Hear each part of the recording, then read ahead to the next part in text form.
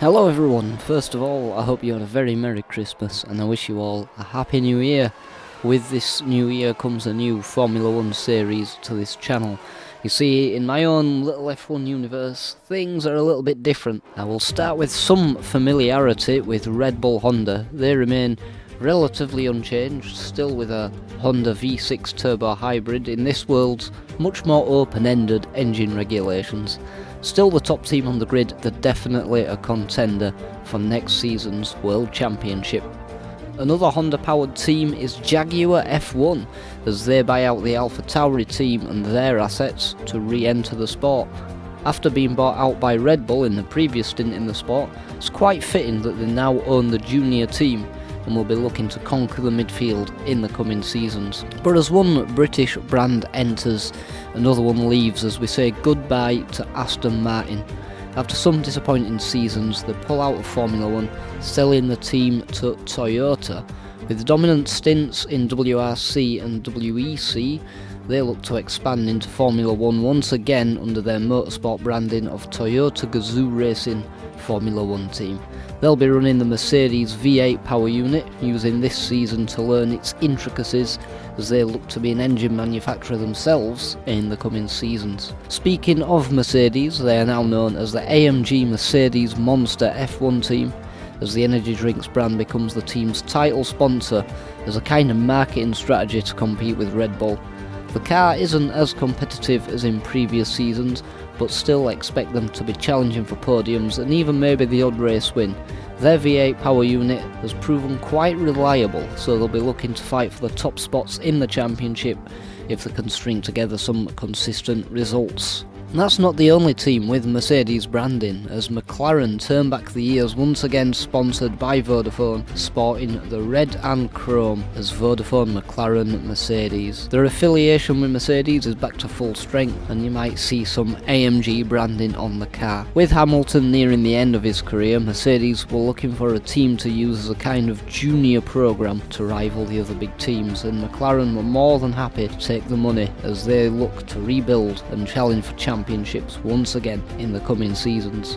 However, that Mercedes power unit isn't the only V8 on the grid, as BMW re-enter the sport once again, reigniting their old partnership with Williams. Beamer wanted to enter as an engine supplier, but none of the other teams wanted to risk taking on a new and unproven power unit. That was until money started talking, with Williams not quite the powerhouse they used to be. They were more than happy to take on BMW as a partner to help secure their future in Formula 1 with the extra finances. While it will take a few seasons for them to rebuild themselves back up, who knows what the future holds for BMW Williams. And they're not the only German brand, as the long-awaited partnership between Audi and Sauber finally comes to fruition. Like with Toyota, Audi are using an already established power unit, as Sauber still have a year on their contract with Ferrari as an engine supplier, so you can be sure that the Audi mechanics will be looking at every little piece of that engine down to the nuts and bolts as they prepare a power unit of their own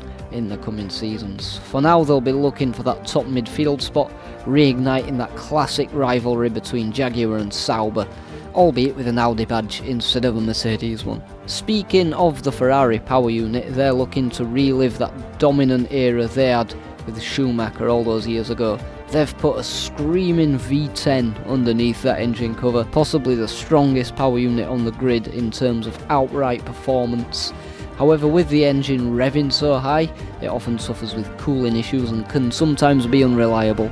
Ferrari's other customer team is still Haas, or Andretti Haas Autosport as they are now known, the two American motorsport brands joining forces and resources, hoping to bring their names up through the F1 field.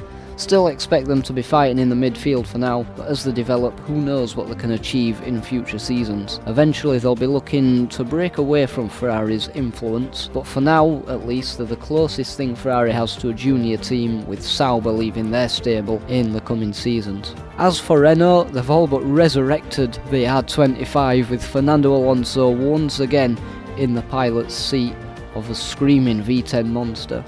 However, Renault's new renditions of a V10 is still lacking a little bit in power, so expect them to be focusing heavily on engine development this coming season. Still, expect them consistently to be in the points and challenging McLaren Mercedes just like the R25 did all those years ago. And finally, a new team on the grid for this season is the inspired Yorkshire Ginetta Racing Team. IY Racing's owner-driver Jord Evans is experienced in many racing disciplines, but Formula 1 will be the biggest challenge of them all. Like Evans, the Yorkshire-based Ginetta company have previous experience with GT cars and prototypes, but this time the Leeds factory will build a car without a roof on. They've secured a deal with Honda as the power unit supplier for their first season, and will be joined by F1 rookie Roy Nissany. No one really knows what to expect from this team, so they're definitely one to keep an eye out on this season. The FIA also introduced a new format for the race calendar, grouping races into continental legs to ease some of the logistical problems after many teams lobbied for a change last season. We'll kick things off in South America at the historic Interlagos circuit for the season opener, with a sprint race also included in the weekend. We then move north onto Mexico, continuing through the US and then up to Canada. Then begins the first half of the European leg at the iconic Grand Prix tracks of Silverstone, Spa, Monaco and Catalonia to finish off the first half of the season before the mid-season break. Then it's across the Mediterranean to kick off the second half at Monza, before moving north to the Alps for another sprint round in Austria and finishing off the European leg at the Hungaroring. We then head to the Middle East for races at Bahrain and Abu Dhabi, and finishing the season off with an Oceanic tour starting at Suzuka, moving south for the classic Singapore Grand Prix and finishing things off in Melbourne. It'll be the first time since 1995 that we see Australia as the season finale for the first time at Albert Park, as back then F1 raced at Adelaide. That's all the news for next season in this alternate F1 universe. Thanks for tuning in, and I'll see you in Brazil on New Year's Day.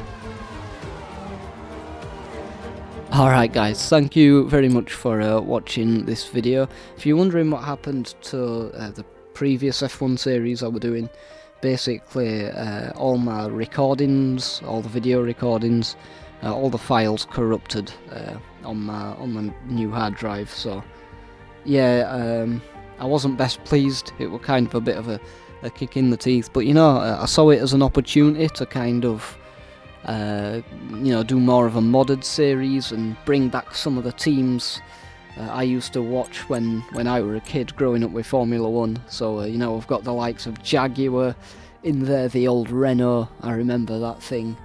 We've got also the McLaren Mercedes, I kind of remember that car a little bit better, and some new ones as well, like Andretti Haas, not Andretti Honda, Andretti Haas. They've got a Ferrari power unit in there. But yeah, I'm looking very much forward to this series. I think it's going to be a lot of fun. I've put in so much time putting all these mods together and basically breaking the game to get this to work. But yeah, I'm looking forward to it. I hope you are too. If you want to see the series and keep updated with it, make sure to hit subscribe, and if you're feeling extra generous, you could even click that like button. But yeah, that's it from me.